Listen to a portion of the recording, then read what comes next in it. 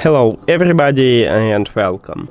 In this video I'm going to show you how to rename your earbuds SOUNDPEATS AIR 4 Pro on your iPhone.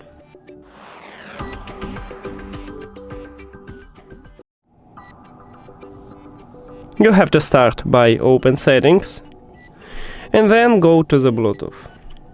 Now click the information icon near to your earbuds at the device list. And right here in the first line we have a line what called name, so we need to click on it. And right here write the best one for you. Let's say I wanna add this text.